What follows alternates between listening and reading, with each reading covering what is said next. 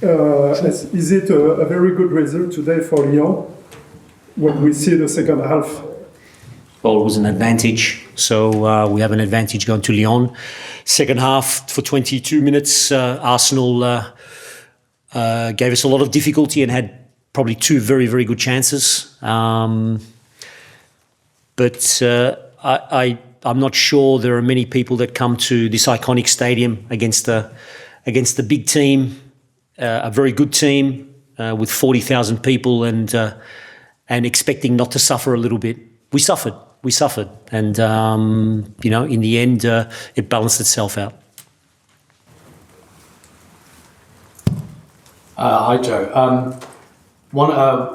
I think like most teams, good teams even leave spaces somewhere, and I think if you watch Arsenal a lot, the left back space is a space they kind of leave quite a bit. Was that something you targeted in the first half, or am I overthinking it? When you have a player like Diani, things are just going to happen on that side. Tim, your tactical awareness always seems to surprise me because we knew Katie McCabe would be probably one that would advance a little bit more, and we left. You know me well, though. You know my little bits and pieces. Look, I told Kadi to stay a little bit higher in the situation, and then we saw after about 16, 17 minutes that Katie wasn't going forward, and that's where we found a lot more space in midfield. Look, with a team like Arsenal that they create a lot of overloads, especially in wide areas, we have to make sure that there's a little bit of patience, and you've got to give them the ball a little bit, and then sort of look at the second phase as closing spaces, and then go. So that was a little bit of the game plan. And it's not going to be the game plan next week, so don't tell Renee. Hi, Joe. Well done on your win today. Obviously, your side showed a very strong performance against Arsenal, but how does it feel to be back at the Emirates and back at your old club? I had 4 wonderful years here and made a lot of friends, and it's an iconic club. It was. I had to keep it professional. But I'm just astounded at 40,000 people at the Emirates. A beautiful game of football, a spectacle. That's what I'm so pleased about. I'm so pleased that since I left, that there's been 3-4 years of just amazing growth, and that to me gives me pleasure to see this iconic club at the top level, competing for trophies, competing for the best, and playing the brand of football in front of 40,000 people. Hi, Joe. You fairly shaved. Yeah, hope you're doing well. And I was just going to ask, going off the quarterfinals and just your coaching in general, it doesn't strike me that you'd kind of go into the second leg just looking to hold onto the lead. I know you said to Tim you won't set up the exact same way, but I guess it would be fair to assume you'd still go to win the game. We have to win the game. And for people that know me, I'm a little bit expansive at times too. I want to have the ball a lot. Again, it's going to be at this level when it's knockout, when there's a lot of emotion involved, when there's sometimes tactics thrown out the window because it is emotional. There's a lot of players focusing for 95 minutes. It's not easy. It's not easy keeping your shape, keeping your space. So I think at this level, it's managing those moments of madness. I mean, there was a lot of discussion yesterday, especially from the French media, about Lyon, Manchester United the other night. I mean, I didn't see tactics there. I just saw two teams just going at it, punch for punch, and just was thrown out the window. It was just emotion. And that's what this team, Lyon, has the ability to do. They can contain the emotion when things get a little bit out of whack. And that's the important thing. Just on that, I guess, for you personally, has that helped your coaching develop as well? Because I guess Lyon as an institution are used to being at this stage. And I don't think many other clubs are. So how has that kind of helped you develop as a coach? A lot.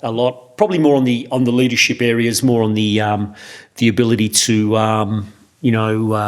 understand big personalities and managing those persons. So my leadership is definitely, I think developed for good. But remember, I was 3 years at Juventus, and it was a different beast altogether. Where we'd come as the team that was 33rd in Europe to sort of compete at the top level, and that was a different sort of scenario. So all the experiences I've been fortunate enough to have given me little snippets of what to use to develop as a leader. What you were saying from there, does it take a while for teams to build up that experience to succeed in European competition? They're not going to go. Experience. Subs have got Yeah. to make a better league, but they haven't done so yet. Playing these games, I'm sure now Renee has experience in understanding a team that is at the top, dominating for 20 minutes, not scoring, then the game gets out of hand a little bit. So it's just experience. I don't want to say I've seen it all before, but I've seen these moments. All those. I won't say it in Australian. Those finals against Chelsea that we lost in the Conti Cup and the FA Cup, all the bloody games they'd get away from me, and I couldn't work it out. I learnt those little bits and pieces, what to not worry about, what to not get emotional about, and what to grow. And that obviously festers in your players too. Your players get to understand those moments too. It's the experience of moments. It's the experience. And with that experience, I mean, there's a lot of noise back in Australia about you possibly being next Matilda's coach. Is it easier to block all that out while you're focusing on this? Is it Matilda's coach?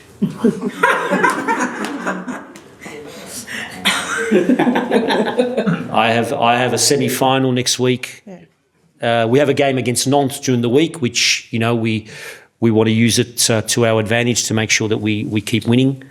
And then we look at a semi-final now. The rumours are just rumours, and I'll leave the rumours to you guys because I know it's nice press. Hi Joe, can I ask about your first goal today? Because it felt like Arsenal pressed quite aggressively for it, but you kind of were able to play around the press, at least make it look pretty easily. Just how impressive was the build-up for that first goal? Well, it's probably one thing that I've kept as a coach. We do try to construct in the thirds. We do try to find the solutions in the thirds, and sometimes that solution is going direct with a direct pass. Look, we just felt that if we broke the first press of Arsenal and overloaded certain areas, we could get our wide players involved more centrally, not so much wide. Because the fullbacks would have had to push on to our fullbacks. So yeah, we found the solution in the first goal. I like the second goal too. It was not a bad goal. It's pretty good as well. And in your opinion, was Caitlin Ford lucky not to receive a second yellow card today? I'm going to be honest with you. I don't even know what you're referring to because I can't remember. Can't remember. But look, as I said, there's a lot of emotion, a lot of little bits and pieces, and the referees I think had a really tough job today. And I think they did quite well. Yes. Joe, why did you choose Alice Sombat against Tarsian, and what do you think of her match? I really like Elise. She's a very, very good professional, and I just felt for the defensive balance, for the knowledge that she has with Vanessa Gilles, and also with Selma Bachar. I felt that there was just more balance in what we were looking at. Tarsian probably needs a little bit more time just to understand the defensive concepts. So we felt that in this game we'd go with a little bit more security than probably a little bit of the unknown. Hi Joe, I just wanted to ask you, your team generally throughout this competition has got one of the best defensive records. How did you feel about the defensive display here, and also what will your message be to them in terms of, we've seen how Arsenal keep fighting back every time they come up against kind of deficit in this contest, so what will your message be to them? Oh, look, I mean, you have to in these competitions have good defensive balance. You have to have good defensive scenarios, but we use a lot of the defensive balance to attack because we know we can find the spaces going forward quickly. So if we defend well, we know we'll be able to control the moment and we'll be able to attack. So So a lot of work has been done in yes, good defensive balance, but also the ability to find space going forward too. It's not just about defending and you defend and then it's over. So it works both ways from that perspective. Yeah, look, Arsenal, you're talking about Arsenal fighting back, about the ability. Yeah, look, I mean, it's not over yet. It's not over yet. This thing's not over. And as I said, when a team, probably... Maybe the pressure's been taken off Arsenal. Maybe, now they're 2-1 down. They're coming to Lyon. Whatever happens. That's a dangerous scenario. And they're a good team. Yeah, Joe, I wonder what it's like having Michelle Kang as the owner. So I noticed she came on to the pitch at the end, which is, for us, kind of unusual. You don't normally see that happening. So I wonder what she's been like as an owner for you. Oh, look, I think there's been a lot written and a lot said about Michelle, and a lot of it's so positive and so fantastic. She's really, really there for the women's game, for the growth of the women's game as women's sport, and what we do every day is to really develop that in terms of training for female athletes. A lot of the sports science and the background that we do in terms of the study, research and development into female athletes is amazing. And even on the wellness and the psychological part. And that's what I love about her. She's there. She's really genuinely there for us to develop as a sport. She's hands-on. She loves coming and watching the games and seeing part of what we do. But here she's been absolutely fantastic for us. The second question was just a quick one about how you think the French league, which still isn't rising maybe as quickly as over here, in terms of crowds and everything like that, and stadia maybe. And I wonder how you think that could actually be fired up maybe. I'm not an expert in how we can develop commercially and from a marketing perspective. I think one of the big advantages of the French league is that there's and France in general in football, both male and female, is an exporter and a developer of talent.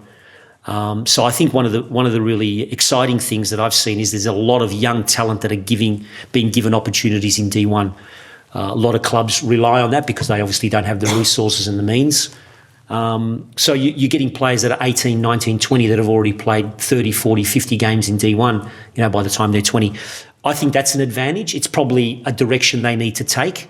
But from the marketing side, to bring crowds like these scenarios, it's probably something I'm not sure what to do.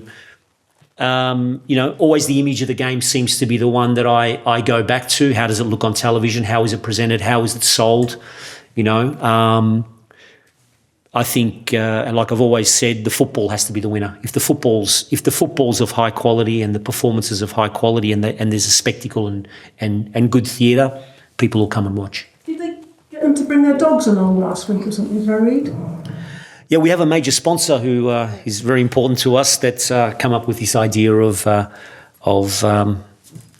bringing the dogs along to the stadium. We got a bigger crowd, no? Because there was 90 dogs. So it was 4,090 or 5,090 or something like that. Look, they're initiatives. I think there's a couple of really simple things in terms of scheduling the time that you schedule games. We play a lot of games at 9:00 at night. On a Sunday night, it's pretty hard for a family to come and watch a game. So there are some little things, but I don't want to get into the politics of all that because it's not my forte. Hi, Joe. Are you expecting Wendy Renard to be fully fit for the next leg? Yeah, look, we'll monitor Wendy this week and see how she goes.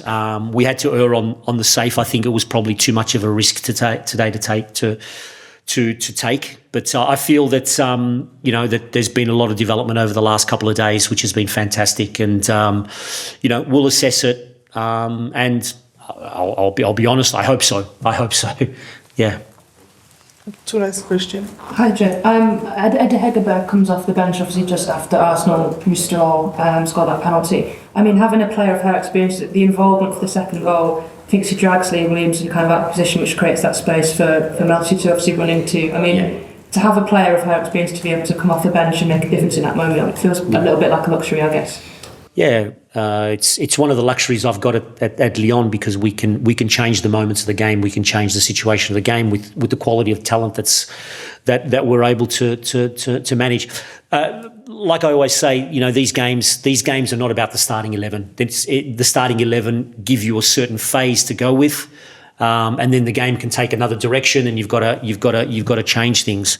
But I think the beauty of our squad is that we can manage the moments as they happen, and you saw it with Arda. Arda was now stretched the line a little bit and allowed us to get out a little bit more, and the second goal was all credit to some great interplay.